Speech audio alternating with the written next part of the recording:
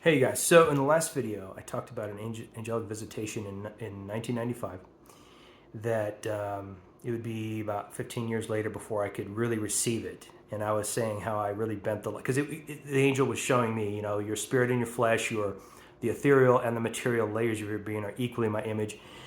And I was in the indoctrinated reality of Christianity where in Galatians 2:20 you crucify the human part of you, the flesh, and you live only in the spirit. Romans 12:1, offer yourselves a living sacrifice. Well, if you're sacrificing yourself, you don't consider yourself equal to the Spirit at all. So the paradigm was mind-blowing stuff. And I was saying in the last video, I had to sort of take what I was shown and sort of bend it, contort it to fit Christianity. And I was saying it like it was a bad thing, but really I was in order because the thing I was shown is not something you can do, especially when you're in a Pentecostal holiness denomination. It's not something you can actually do until the next phase of your life, where actually the next verse talks about that. So in Isaiah 45, after it says, I create darkness and form the light, Jacob and Israel, evil and good, how Jesus, when I say evil, let me give you context for the word evil there. Remember, this is based on the world they knew, not necessarily they probably weren't familiar with like serial killers and rapists. They were familiar with the priesthood. So Jesus said, O Jerusalem, who stones the prophets. So the priesthood ordains prophets, and every so often one of them, like Isaiah or Jeremiah or Obadiah, every so often one of those prophets that they ordain and raise up as their spiritual lineage will call them out on their treatment of foreigners, the stranger, the foreigner, the widow, and the marginalized people. And when they call them out on their racism and their treatment of people that they consider to be the profane, the priesthood will then stone the prophet to death because they perceive the prophet as the voice of the accuser. They perceive the prophet, like Isaiah, for example, the priesthood whose lives revolved around God morning, noon, and night. They sawed him in half. That's a brutal murder. Because it's just like Acts chapter 7. Stephen speaks a word, and the people who were the scripture teachers, whose lives revolved around God, stoned him, murdered him on the spot. So when it says, I create good and evil, yeah, I create the perception of the prophetic voice and the prophetic voice speaking a new truth, the prophetic voice taking you further, and you guys perceiving that prophetic voice as being evil. I created that also. So just like they called Jesus a demon-possessed Samaritan. Who called him that?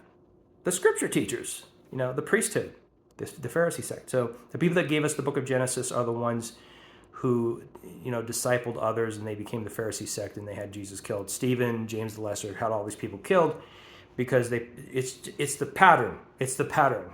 When people go further, when people go to the next stage, you're still Adam walking in the cool of the day, the spirit of the previous era.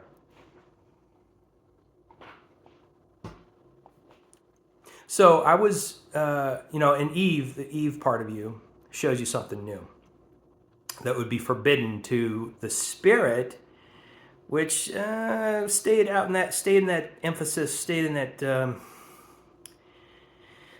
particular stream of consciousness past the expiration date, so that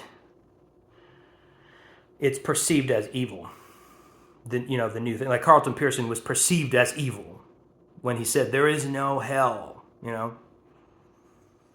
Martin Luther was perceived as evil when he came against the indulgences and nailed his 95 Thesis, etc., etc. That's the Eve going further and giving forbidden fruit, which is actually God's fruit in the next iteration, the next phase, the next unveiling.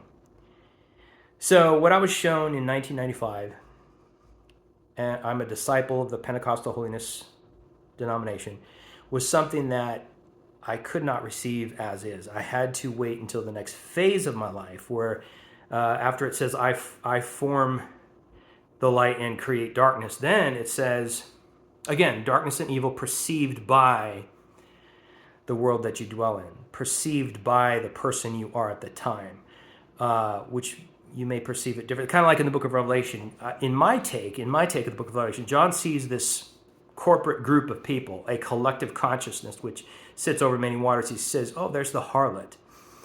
It's as if John does a double take later and looks again and sees the same woman that he saw in Revelation 12, clothed with the sun, moon under her feet, being chased by a dragon. Now he sees a woman again, and now she's the harlot, and he sees a woman again, and now she's the bride made ready, healing the nations. To me, it's the same woman perceived in three different phases of your maturity. So in the beginning stages as a babe in Christ, we agree with the Apostle John because we start where they left off. We start where they left off. The God nature looks out from you and perceives the world as evil. So John in the epistle, 1 John says, all that is in the world is the lust of the flesh, the lust of the eyes, and the pride of life. Well, that's how you perceive it because you are in a phase where you are walking in the Spirit and you've disengaged from your humanity. So your heavens have not dropped down into earth. Your heavens have not. So when the scripture says, drop down, you heavens, from above. This is Isaiah 45. Drop down, you heavens, from above. And let the skies pour down righteousness. Let the earth open and let the righteousness and salvation spring up together. That has to happen in your life, Caiaphas, before you can ever understand Jesus. That has to happen in your life, priesthood of 700 BC. A Jewish priesthood of 700 BC, before you'll ever understand what Isaiah was trying to tell you.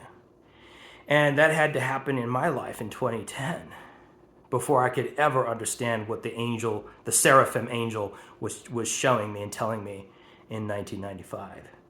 But once that happened, then I got it. Then I got it. So until that phase happens where spirit conjoins with your earthy processing of things. Until then, it's you operate in spirit. To me, God is the spirit-flesh conjoining that produces a new kind of beingness. So the masculine blueprint conjoins perfectly with the feminine energy of walking things out. And when they conjoin perfectly and see each other as equals, this fulfills the verse, love one another. Love one another. The spirit and the flesh love one another. Instead of what Paul wrote, where the spirit and the flesh are enemies. And no amount of behavioral modification can make that happen. Your eyes have to be opened. And when your eyes are open, then you get demonized, you get called woke. And you see the spirit human, divine human equality, and that's when you see equality with all humans. And that's when you have an upsurge to see the fruition of that in the world, just like you've seen it in your life. So anyway, I want to go back to the angel visitation that I talked about in 95, where God is saying your spirit and your flesh are equally my image. And one without the other is not my image. It's just spirit only. Spirit is the larvae. It's the larval infant stage that will eventually produce God. And how spirit eventually produces God is, drop down, you heavens, from above. No man knows the day or the hour when Jesus will return. In other words, it's a different day and it's a different hour for each of us. Christ the first fruits, and every man after his own order. That's 1 Corinthians 15. So every one of us, every single human on the planet, no matter your belief system, has at work within them the return of Christ. And the return of Christ for Peter, James, and John is totally different than the return of Christ for us today in 2024. The return of the Christ, the full manifestation of the plan of God, or the manifestation of God, according to John 16:12, it has to be according to what you can bear. Not everybody can bear the same thing. John 16:12, Jesus said to the 12, he says, there are many things I want to tell you, but you can't bear them. So what they could bear 2,000 years ago is different than what we can bear now. What they could bear then was Peter having a conversation with Cornelius, but then later he still withdraws from Gentile company. He couldn't bear BLM back then. He couldn't. He still withdraws. He still ignored the Grecian widows, non-Jewish women. He still ignored them in the daily food service. So he could bear only a little bit. And even that he could bear in inclusion and equality was brought about by being knocked into a trance while he was on the housetop. He said, quit calling these people unclean that I've cleansed,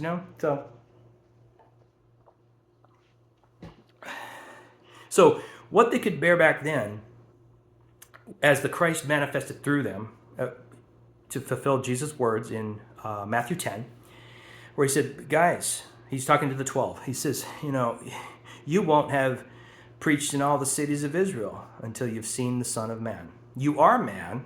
You are anointed mankind. But you're going to see the Son of Man.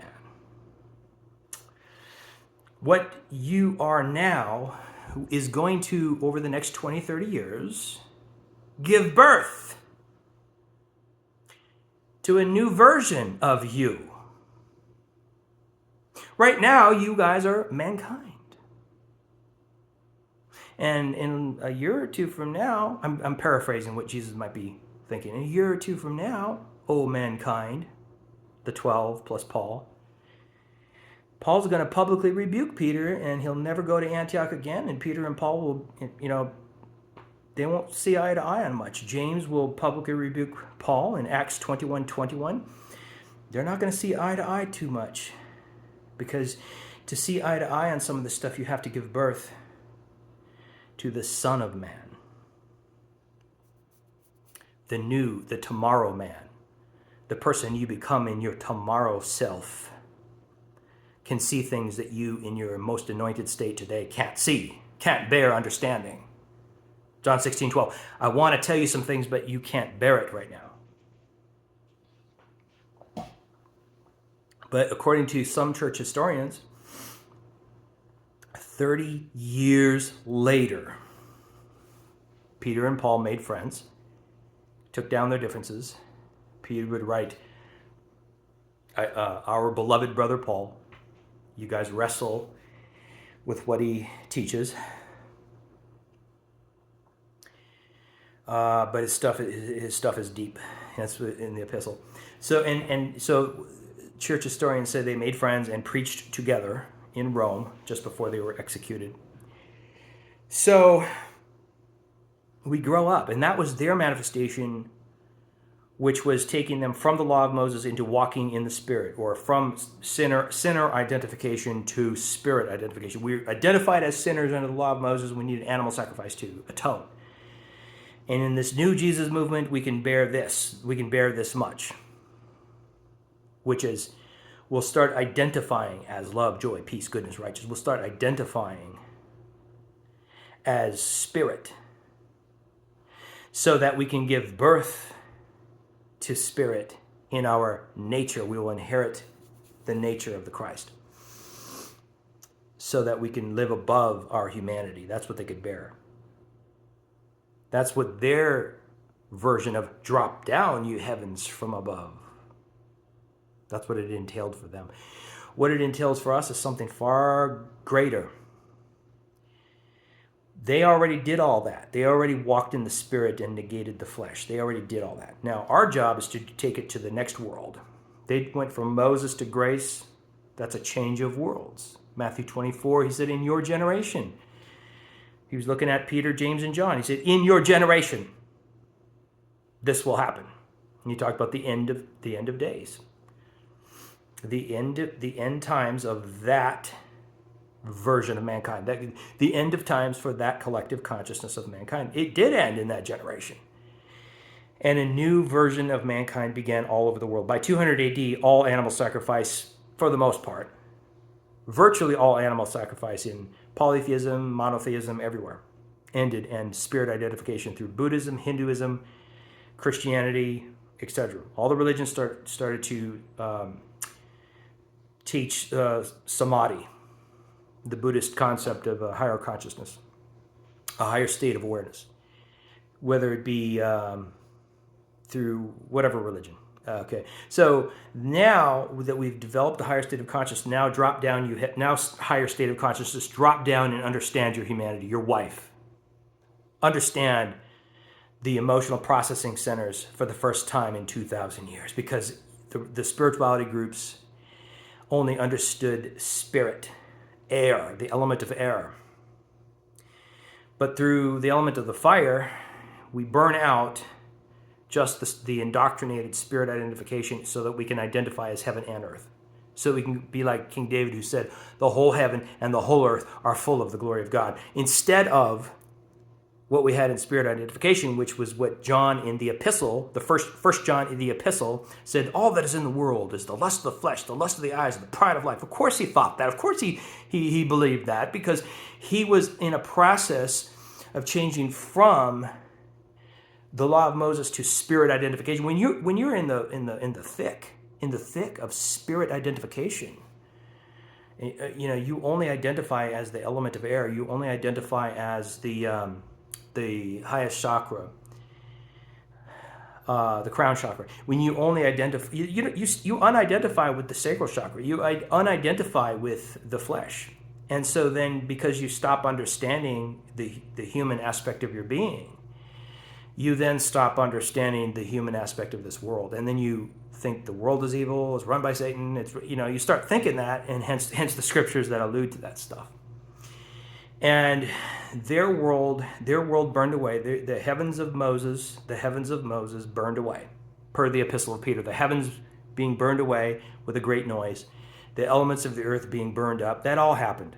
The earthly elements the earthly elements, meaning the human elements, of their connectedness to animal sacrifice was burned up by the fire element of God, by the fire properties of God. And their heavenly or their spiritual identification with animal sacrifice and being under the law, that was burned away, so that a new heaven and a new earth, a new spirit, and that's the heavenly dimension is your spirit, a new heaven and a new earth, your personification in human form, that new heaven and earth happened.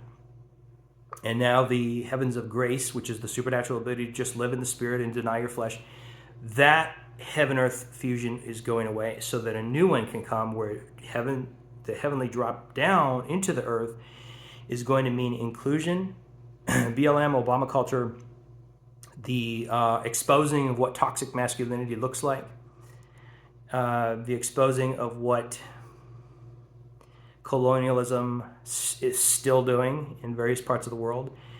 And we're going to see the overtake.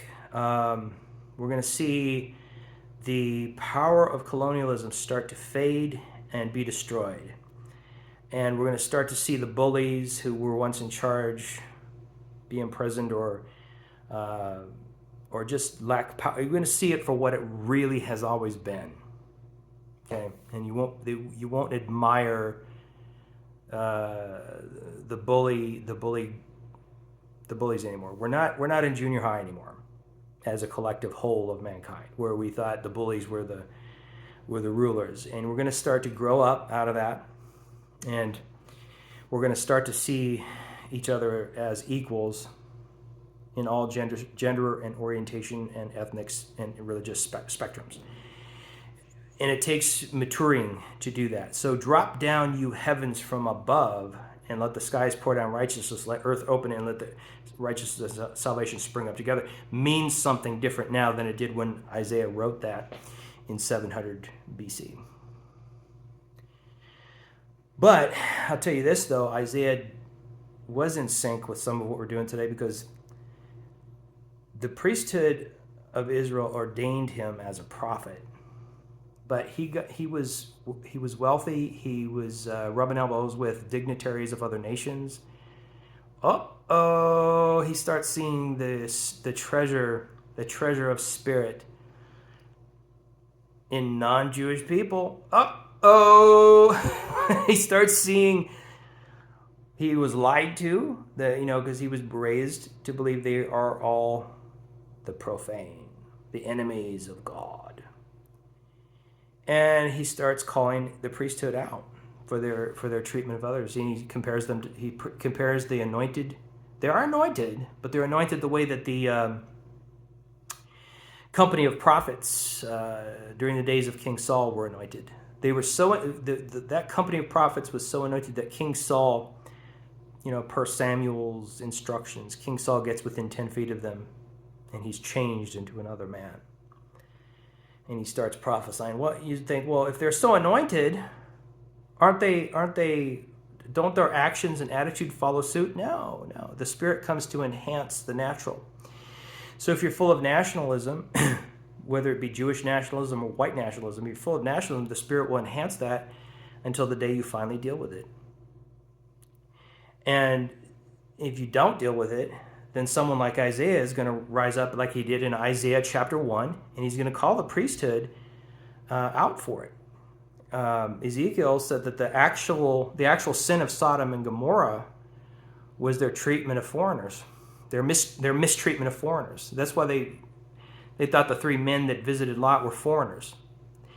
See, guys, raping people to death. Look at the IDF. You've seen the video recently, the Israel military, the IDF took some Palestinian guys and raped them on camera. It was filmed. It's what Columbus did to brown people. It's what slave owners would do to the most attractive and most endowed black man. We'd bring him into the kitchen where the women would see him be emasculated by him being raped by an object. Rape is not a sexual orientation, guys. Rape is an expression, a very sinister expression of dominion. It's the ultimate statement that says, I am in charge, not you. So Sodom and Gomorrah were raping foreigners to death because they were the apex of what in today's world would be Trumpism or Putin or Netanyahu, the apex of dominionism, what Bill Johnson would call dominion, kingdom dominion. It's the ultimate expression. That's why Robert Morris, the spiritual advisor to Trump, was raping a 12-year-old girl. He was exposed for that recently. He was convicted. He admitted to it. That's why Buddhist yogis have raped women. That's why Dalai Lama was grabbing Lady Gaga's crotch during the interview, because spirit dominion over your flesh will eventually bleed over into your relationship to other humans. And whatever you're doing to your own humanity, taking control of it and forcing it to be a certain way according to the logos that you're reading, it will bleed over into your relationship to other people. That's why this heaven and earth of spirit dominion has to end. It caused the Inquisitions. It caused the 50,000 people to be murdered by the Christian government in the European witch burnings. It's not good. Anyway, so Ezekiel said that the sin of Sodom and Gomorrah was their mistreatment of the stranger, of the foreigner, of the marginalized people. Isaiah said the same thing. When in Isaiah 1, he said, you guys, the heads of Israel, which is the Jewish priesthood, the monotheistic theocracy, he said the whole head is sick. And the body, the members of the councils and the Jewish population, the whole head is sick and the body is putrefying sores. Because their heavens hadn't dropped down to understand the humanity yet. So in Isaiah 45, it says that. It's a logos that initiates that experience for those who are willing to have that experience. To understand their humanity and quit demonizing it. To understand their feminine energy, or their Mother Earth within, instead of taking rulership over her. So when Isaiah called them out for their treatment of others, he called them, you guys, you heads of Israel, you guys are Sodom, you are Gomorrah. And they sawed him in half. Just like they stoned Stephen, just like they called Jesus a demon-possessed Samaritan. Just like they conspired with Herod and killed James the Lesser. Murder and rape and dominionism of every kind is the side effect of spirit dominating over the body, of the masculine blueprint dominating over the feminine energy of within of the human being. That part of you that is Eve that can go further than the unchanging spirit. It requires Eve, Carlton Pearson, going further to say, did God really say that there's no hell, that people go to hell? Did God really say the church should have indulgences, pay the priests to go to heaven? Did God really say, Martin Luther, did God really say that if you come against hell doctrine, you will defeat it, but if you come against racism, you just create more of the same? You guys are sick. The whole head, New Age world, Christian world, the whole head is sick and the body putrefying sores. So when Isaiah said that about the priesthood who ordained his ministry and raised him up as their son, of course they felt disrespected. And they sawed him in half, but that logos needed to come forth as a destructive mystical force to deliver them from it and bring them into the next iteration, even if it meant the dissolving of their connection to nationalism, that dissolving in the next lifetime or in the afterlife. So that they hated Isaiah for doing that, but at the same time, he was the best friend that any of those people in the priesthood ever had. Faithful are the wounds of a friend, okay, if they're done in love. Now, if they're done in maliciousness and you just hate somebody, and that's a different story.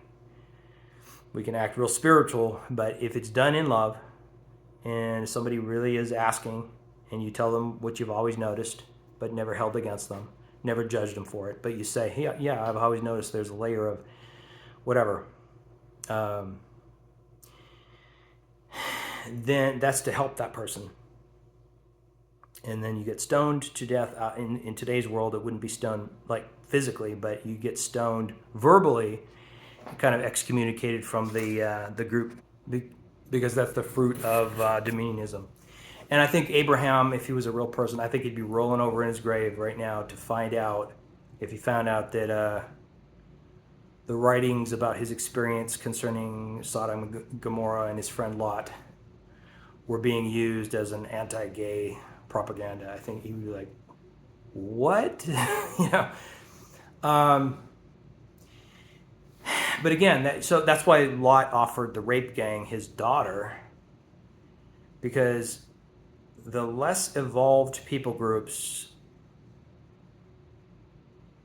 didn't value the feminine. They didn't within themselves, or they didn't value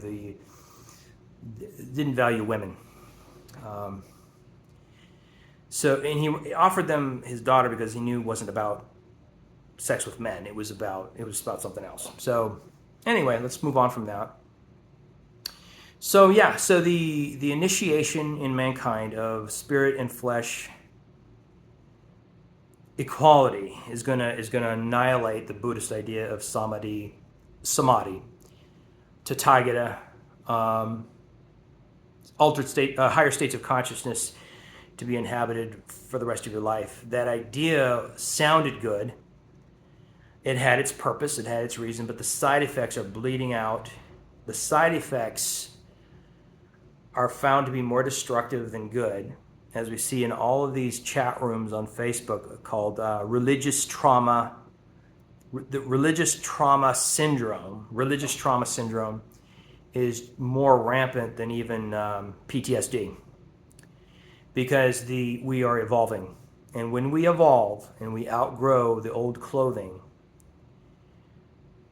then the constriction makes us sick. Or when yesterday's spiritual food of spirit dominating over the body, that was our food. When that spiritual food from yesterday is we're trying to eat that today, it was yesterday's food, not today's food. And it's rotten, and it makes us sick. That's why Isaiah said the whole head, the priesthood of Israel, the whole head is sick, and the body putrefying sores. So, O Jerusalem, Jerusalem, who stones the prophets, because they perceive the prophets as evil. I, the Lord, create that evil. Which is the perception that those who went further than you are bad because their God is unveiled in them and it doesn't look like your God. So if it doesn't, and I know I was there, I heard God say this to me. Like Benny Hinn in the 1989, he prophesied thus saith the Lord. I hear the Holy Ghost say that he will destroy all the gays by no later than 1993. He's just manifesting hate. That's just hate talking through his mouth, because yesterday's manna is done. It's gone. Dominionism, leaving the earthy self to just live in the spirit, caused us to disdain our own humanity and other people's humanity and really have hate in our heart towards humanity that looked different than our own humanity. And then put God in as if God was somehow backing you up on that shit.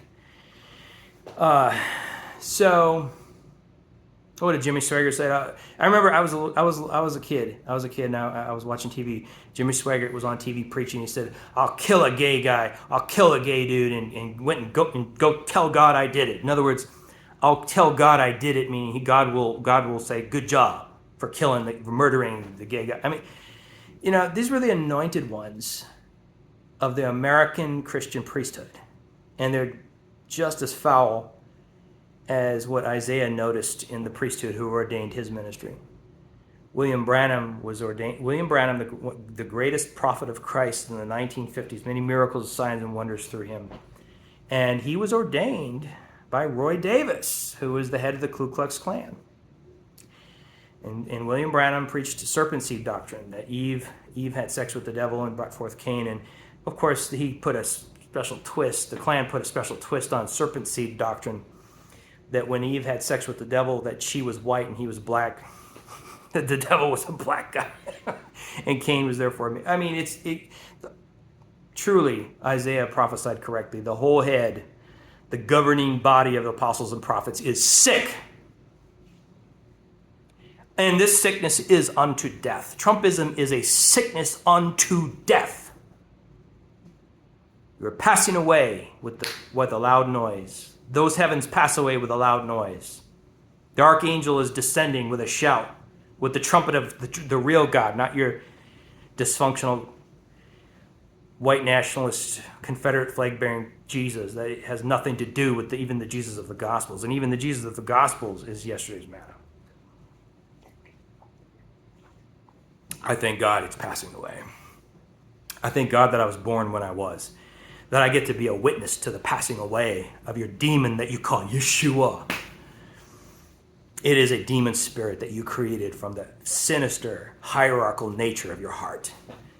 And you have had much time to repent. 2010 did really, the Mayans had it right. 2012-ish, right around 2012, a new world would begin and the old world would end. Because 2010, 2012, that's when some new things really started being birthed in mankind. And Obama had something to do with that. Obama, BLM, there's one scripture in the Old Testament that says saviors, not just one, saviors upon Mount Zion. These are the saviors upon Mount Zion. Saving us from the caste system, the hierarchy, saving us from hierarchy to deliver us into the salvation that is harmonization. So if we can love one another in spirit and flesh, if your spirit and your flesh can love each other and get married and produce that third kind of beingness, the Son of Man, which is a different hour and day for each person. The coming of the Christ of equality is different than the coming of the Christ of grace. That was 2,000 years ago, yesterday's matter. The coming of the Christ, the return of the Christ from the nucleus of a seed. The nucleus of a seed. In the 70s, many people cried out for racial equality. That was the seed planted. From the nucleus of the seed cometh that Christ manifested, and shall, according to the, even 2,000 years ago, it was written of the Christ coming in mortal flesh. Every man after his own order. It said that the Christ would be admired. This was 2 Thessalonians 1.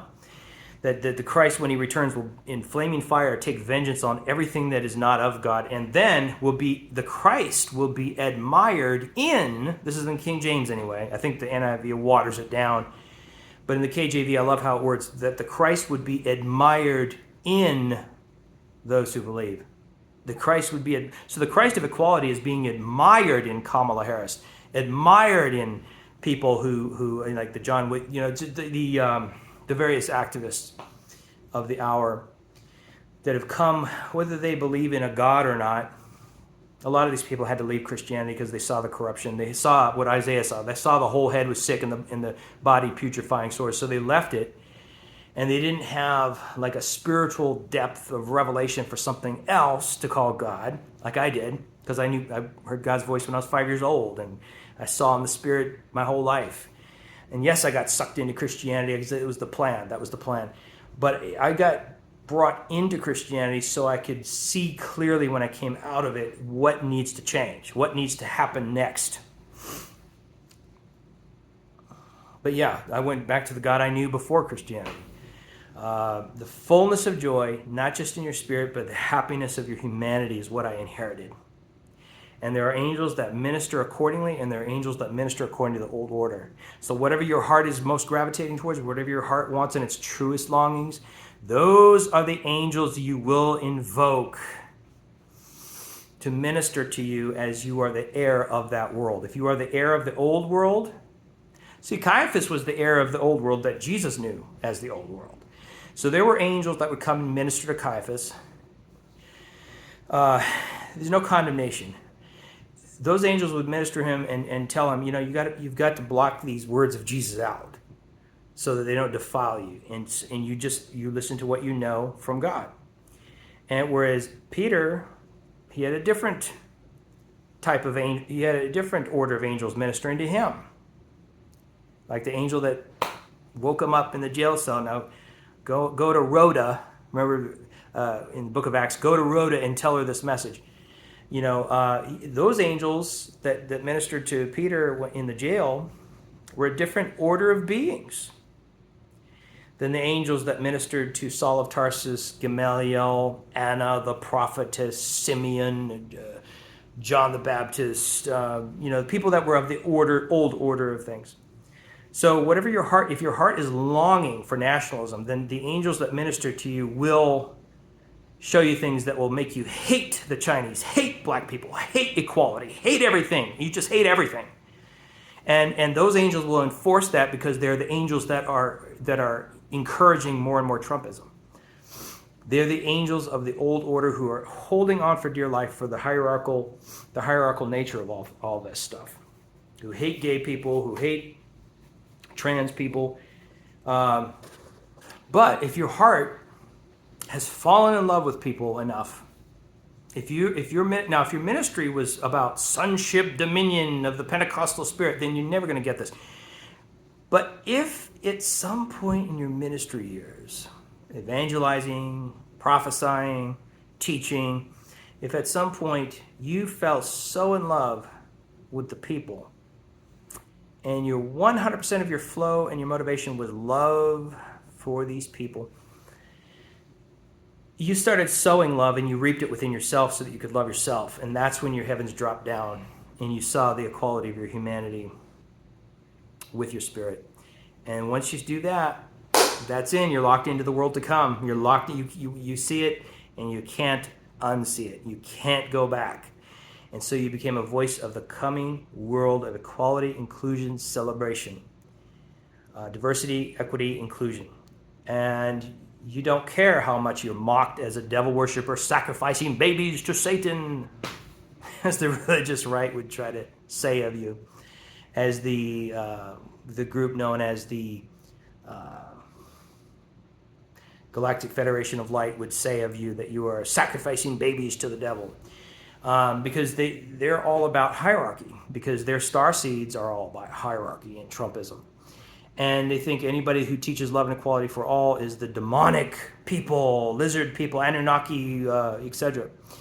And so we don't have to listen to that. You do not have to, I don't think you should interact with that. I think 2012 to 2015 was the last days. the last days of the time of mercy, the time of cultivating the wheat and the tare.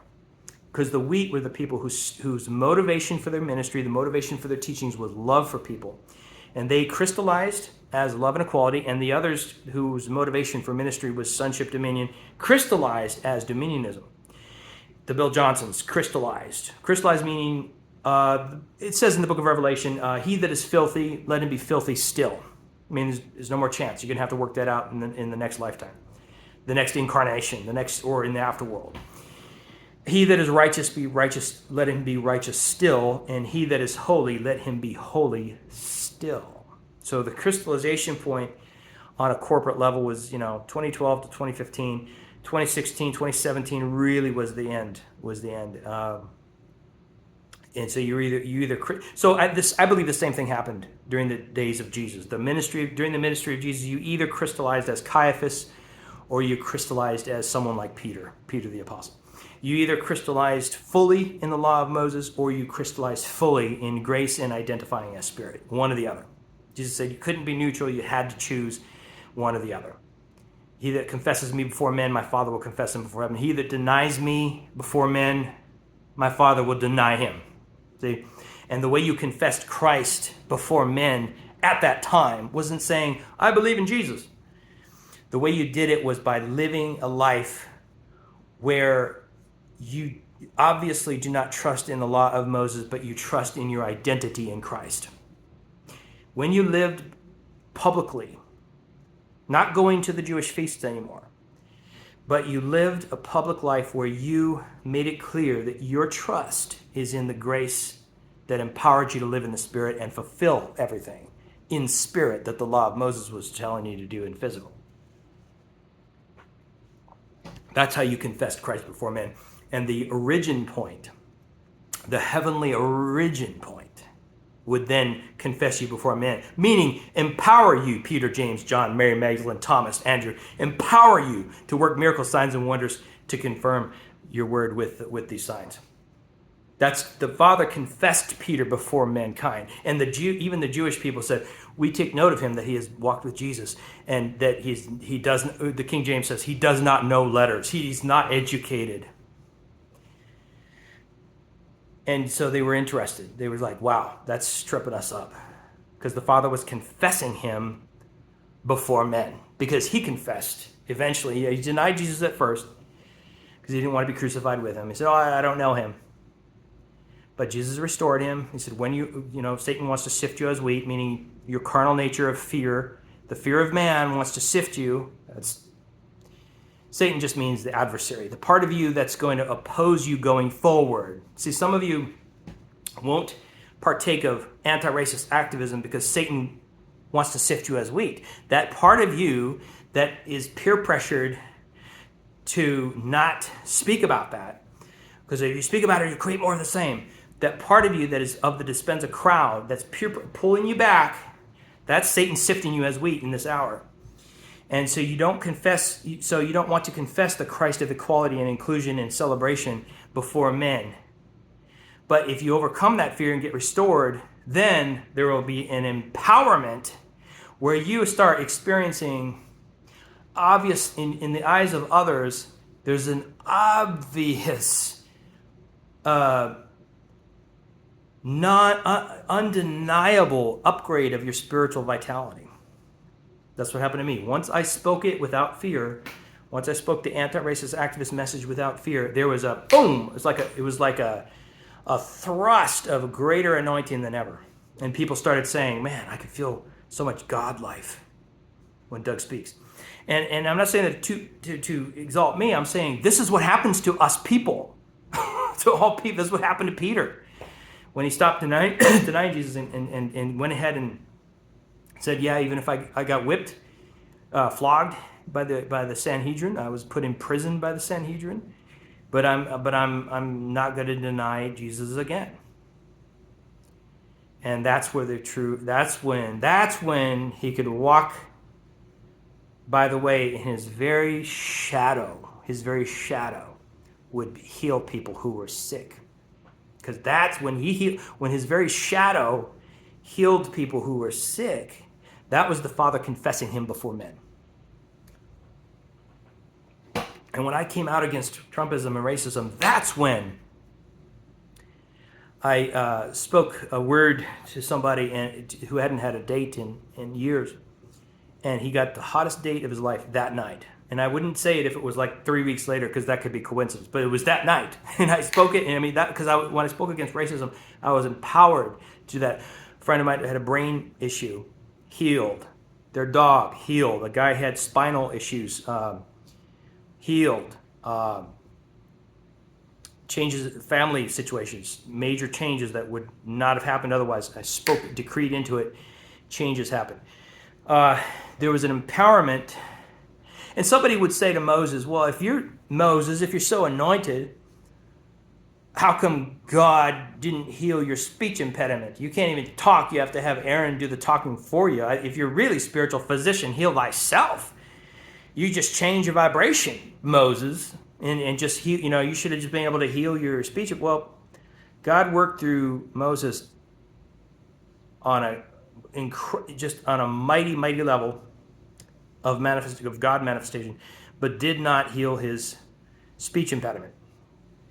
God has worked through me powerfully on several levels, but did not heal my chronic fatigue.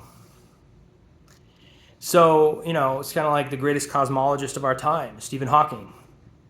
He did all these great things, but never got healed of being paraplegic.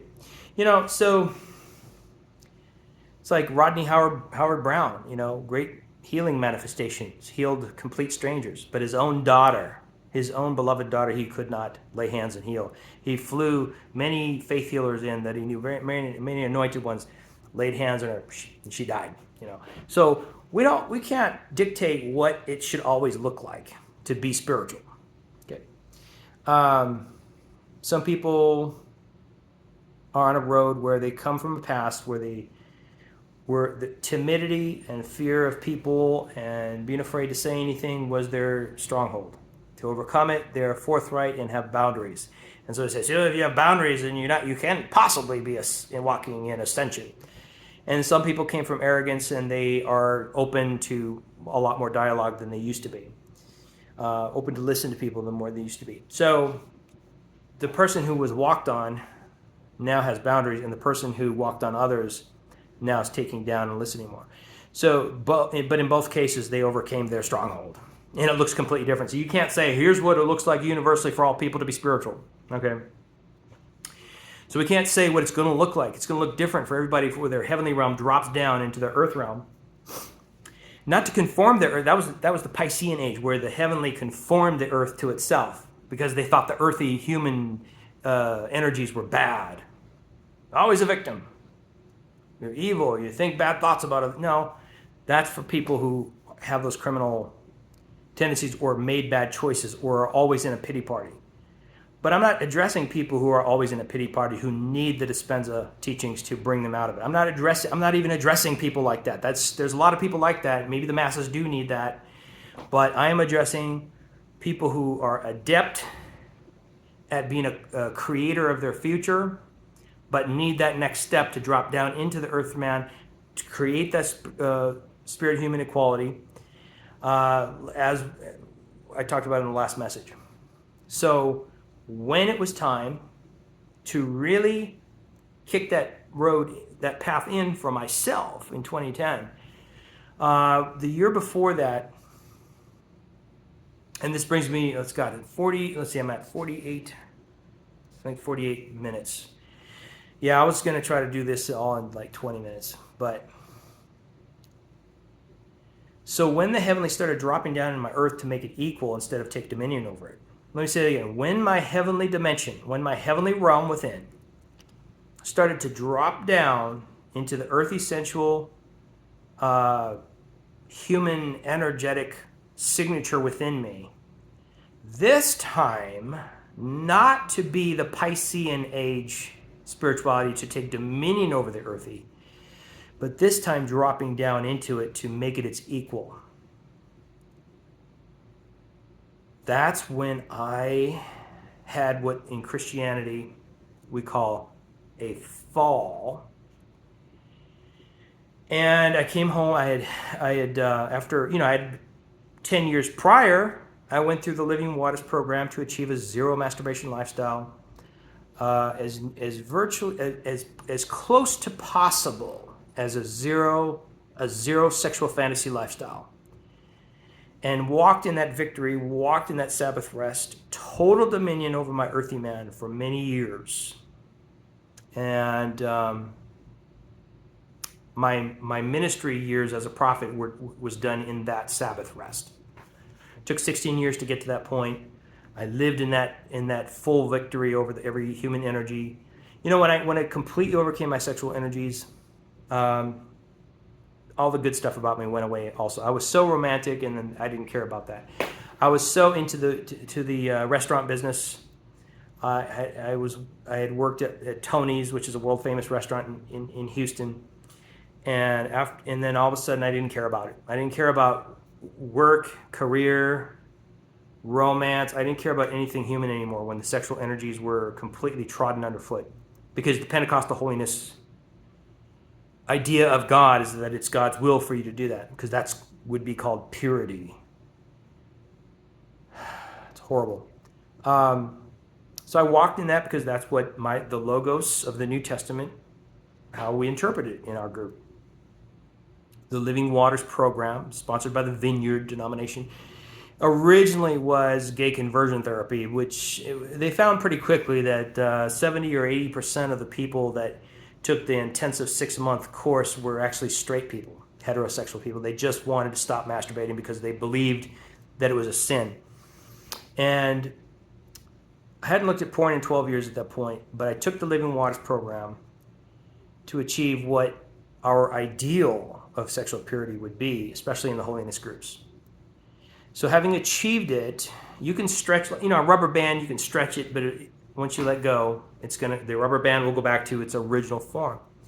You can stretch yourself for what you believe to be the will of God, no matter how erroneous, no matter how much of a lie it is, no matter how much it comes from a less evolved, much more superstitious group of people who were afraid of the genitalia, who were afraid of women. Odie of Cluny, a great church reformer, said, "To embrace a woman is to embrace a sack of manure." He was mad at his own sexual nature for not behaving. So he blamed women. So, hence the mythology of Lilith. Okay, so I'm walking in this total victory. I'm walking in this, I stopped caring about career. I stopped caring about everything human. I stopped relating to social reform. The only thing I cared about was ministry. The only thing I invested myself in at this point was prophetic ministry. So as time continues, then the imbalance is revealed as the son of perdition in the temple of God, showing himself that he's God. So the imbalance starts being revealed eventually. And remember, what God showed me was your heaven and your earth, your spirit and your flesh are equally holy. But you're living in a way that's resisting that word, because the Christian ideal put upon you through your leadership and through the Bible is making you resist. So in the name of God, I was resisting God. Just like the Pharisees were resisting Jesus in the name of God. Not in the name of rebellion, in the name of God. The God they knew was different from the God Jesus. So equality, the Christ of equality, was different than the Christ of grace that I was living in.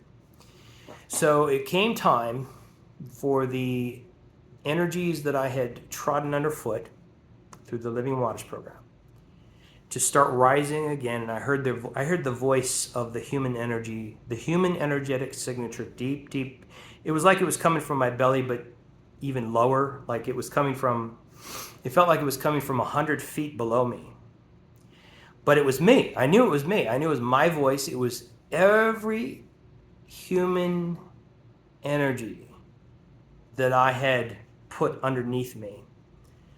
According to Romans 6, knowing this, that our old man is crucified with him, that the body of sin might be destroyed, that henceforth we should not serve sin, for he that is dead is freed from sin. That's bullshit, because I was dead to it, but it was now telling me that I'm very much alive and I'm coming back. So the voice told me, despite my superstition saying it was cast into the sea of forgetfulness and never be remembered again. No, it was ready to come back, just like those energies came back in the Dalai Lama. That little boy was not his grandchild. There was no candy. That's just perversion. What he did to Lady Gaga, trying to grab her crotch, just perversion. Because when we, Catholic priests with little boys, Robert Summer, advisor to Trump, with a 12-year-old girl, this is perversion because you were trained by Christianity to call your beautiful, sacred sexual nature. You were trained to call it perversion. They trained you to call it perversion, and it was holy the whole time. When you call your kid stupid, eventually he'll start acting stupid. When you call your sexual nature dirty and perversion, it'll start acting dirty and perverse once it overtakes, because it's sovereign from the presence of God that it came from. It's sovereign, just like your ethereal spirit is sovereign. So when it takes its rightful sovereignty to take the throne back, it was supposed to be a perfect fusion of the two. So when it said, I'm coming back, and I heard it say, I was like, oh my God, here's what I knew, here's what I discerned. When the voice of my human energies spoke to me one night and said, I'm coming back. It wasn't a malicious tone to it. It was like, I'm sovereign too. And sure enough, I'd say within a few months, this was probably 2008. Let's see, I was flipping through and I was looking at, what's that, Girls Next Door, about the Playboy bunnies. That comes on, and it was like, now all those sexual energies were reignited. And next thing you know, I'm looking at porn, and then I meet a woman through my job, and I end up having a 3-month fling with her. And I get home from the first time her and I had sex. I get home, and I'm expecting that I'll be devastated. I'm expecting that I'm going to feel like separated from God. I clicked into the new world already. But my mental faculties couldn't comprehend what was going on. I'm like, I'm coming home, and I'm like, I should feel spiritually damaged. I should feel like there's a breach between God and I. I should feel like I need to bow down and repent. And I feel happy. I feel happy, I feel fulfilled, I have a strong sense, a strong discernment that says, this is how life was meant to be lived from the Creator. The Christian God, not so much, because the gods and goddesses are created by whatever level of evolution people are at when they created those gods. But the Creator I'm tapping into is like, this is how life was meant to be lived. Spiritual fulfillment and sexual fulfillment. 2 consenting adults. Nobody's harmed. Nobody's going against their arrangement with their spouse. 2 single people. But the Christian part of my mind couldn't receive it. So I ended up coming to our apostle and saying, I've looked at porn again. I've had this 3-month fling.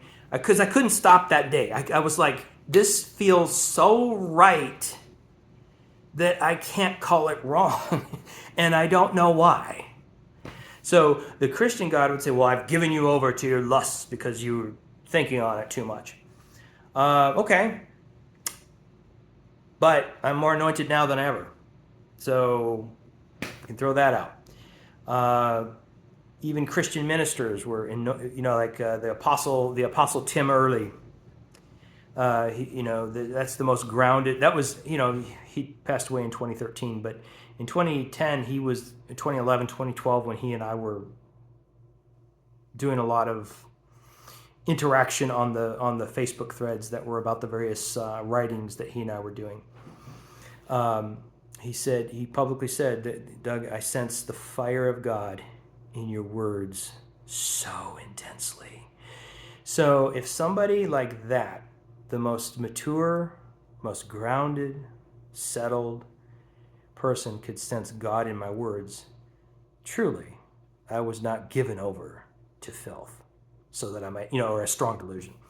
So rules that out. But I knew spiritually I was in the right place. I was heading in the right direction. But because it was so incompatible with the words of Paul and Jesus in the New Testament, so incompatible with the teachings of the church I was part of, I was like, I don't know what to do. Spiritually, I know I'm heading in the right direction, but mentally, I just can't. I can't do this yet. So I went to Apostle Zion Lawrence. I went to her and said, "Look, this is what I've done." And so I just brought it to the church and repented, and went through about a 3-month restoration process where I once again killed all sexual energy out of my being, and got restored, started ministering again, and that's when the next angel visitation happened. So this was 2009 at this point. I think early 2009, and so this time, because I talked about what happened a year later in 2010. This is tribulation, but you're going to teach the rest of your the angel a year later in 2010 would say, this is tribulation, but after this you're going to teach for the rest of your life. And that's what happened. But this is what I needed at this time. A year before that, 2009. I'm completing my 3 months. I'm finally getting restored. I can start ministering again.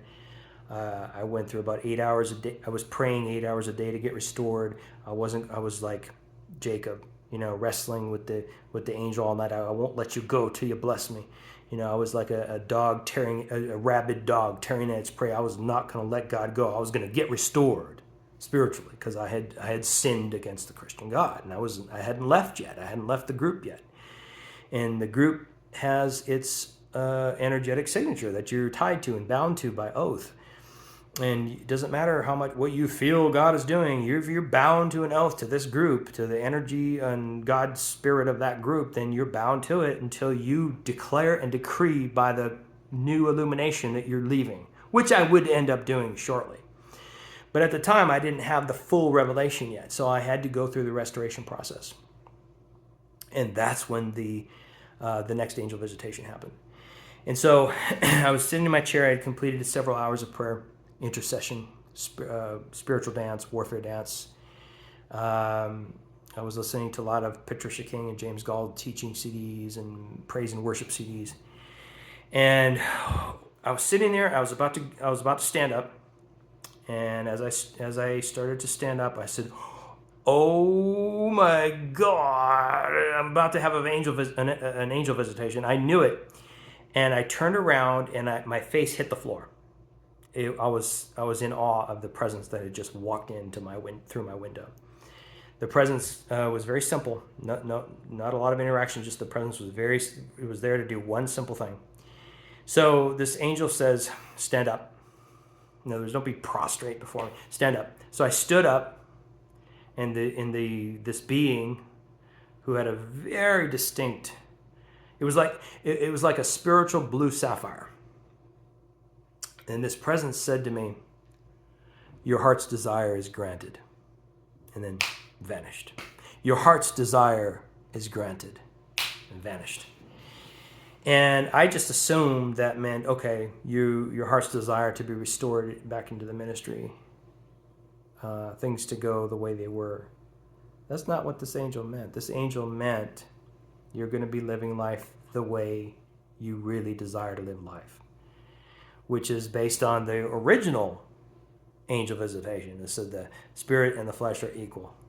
And when you have it both, you have joy in your spirit, but you also have happiness in your humanity. And that's what this angel actually meant. But I assumed in the moment, this angel must mean,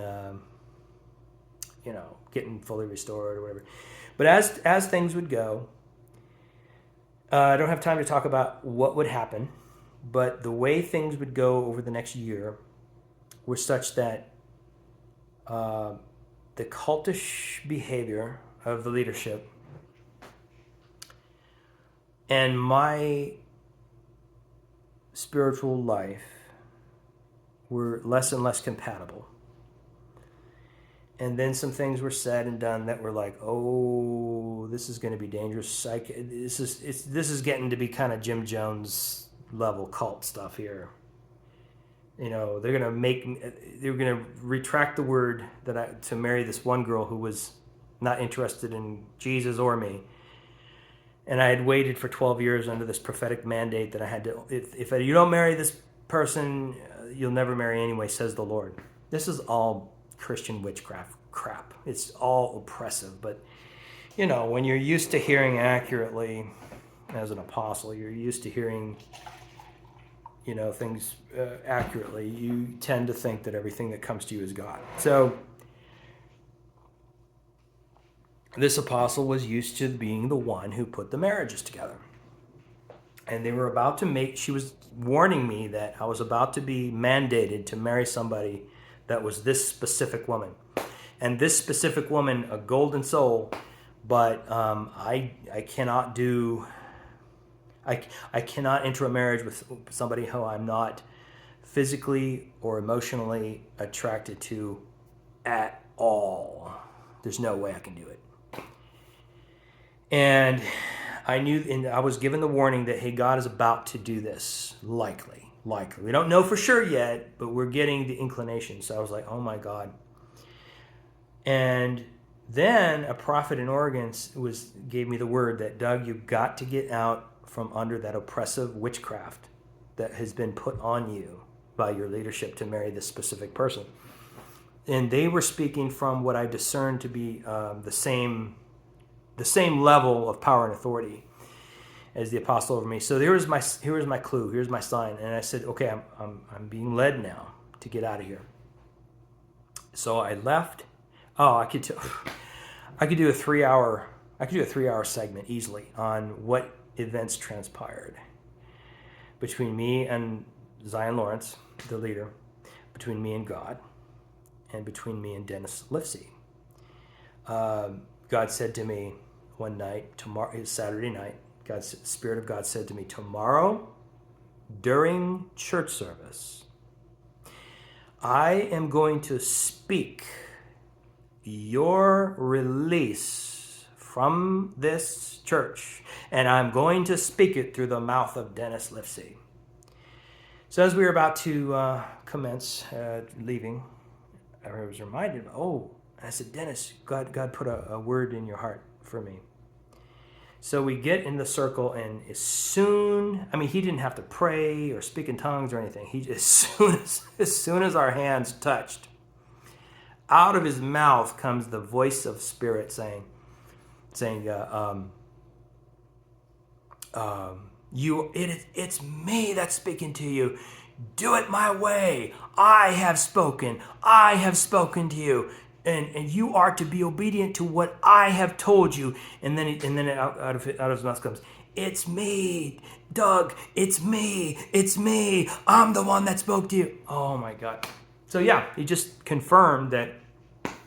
Because in these Pentecostal cults, you can't just leave.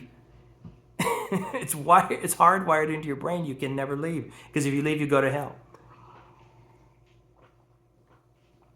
So it has to be legal, spiritually legal. If I was in the place I was in today, then I would have just left I didn't need anybody to say anything. But at the time, I needed that word to embolden me to leave. So and then Spirit told me when to sit down with Zion and tell her I was leaving, and I did. And after that, everything is history. Things would not work out in Oregon with the romantic relationship. And I ended up in Birmingham working a little bit in the ministry with Jeremy Lopez. And then after that, the original vision in 1995 for spirit-human equality, that ensued, that happened, that life was lived. I entered the best years of my life. Many God exploits and many human exploits. Instead of just God exploits, now we got God exploits, human adventures, exploring all the desires of the human while continuing to explore the desires of the Holy Spirit. The conjoining produced a new beingness, and it took about 7 or 8 years for the fruit to really bear. When I say the fruit bearing, that means you're not just on the path of spirit-human conjoined, your light and your darkness conjoined, your ethereal and your material layer, the fruit and the roots, the root level, and the seed is in the darkness, incubating to produce new fruit. It's not just spirit-human conjoining as a path that you walk, but now the path has produced fruit where there's a strength, a power and authority to your being, and that came about around 2018. So it took about 8 years for the fruit to really bear. The vitality in my new beingness instead of just the path. See? So when the spirit, and then the angelic being that came in through my window, unlike the angel that talked to me in Oregon saying, this is tribulation, but after this you will teach the rest of your life. That was what I would call a being that was made of the element of air, the ethereal, high level, heavenly sunlight, made of sunlight. The being that spoke to me in 1995, saying, the spirit and the human are equal, that was made of the element of fire. A fiery purging was going to have to take place for me to understand. But this, what that came in through my window and said, your heart's desire is granted, and vanished. That was the future me. Came back in time. That was the me of 2018, 2019. That was the full fruit of that path. The me of 2018, 2019 came back in time to 2010, came in through my window as an angelic being, as the solar body, the light body of my new beingness that I would experience in 2010. The future me came back in time because in the upper worlds of spirit, there is no time. Okay, everything. That's why you can see the end from the beginning. The Alpha and the Omega are one. But in the linear time, in the linear realm, things unfold day by day, and both are important. You can't have one without the other. So the future me, that was the future me, because that blue sapphire presence that I discerned in that being, when I moved to Alabama, there it is again. There's that blue sapphire presence. That was in fact that angel, but now where was it? It was my own beingness, and so I knew that was a pre-incarnate visitation of my future self. Thank you, guys. I impart to you a pre-incarnate visitation of your future self in the fire, air, and gemstone reality. The fire that purges, the air, the airy. Heavenly places that we are seated in, as well as the gemstone that you are as a being. The gemstones are the many ways in which light shines, and we're all specific gemstones. We all have a new name, a new forthcoming name, a new forthcoming nature, always unveiled, always coming, always.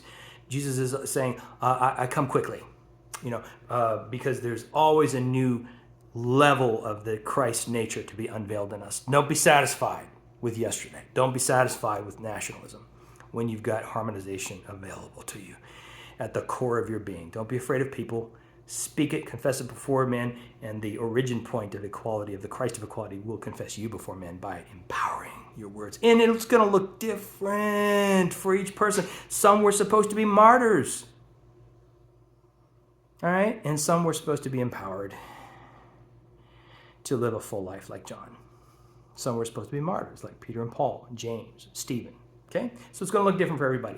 You might be fully accepted and revered and just loved on when you speak a harmonization message instead of nationalism and hierarchy. You might be just adored, or in some of us who do that get kicked out of the spiritual community. So it looks completely different for everybody. You may love doing this, you may hate doing this, but either way, it will produce fruit. If you endure to the end, the same shall be saved, meaning the Zoe life will heal, transform, and manifest through you, as you. The Christ is in you, through you, and as you. Thank you.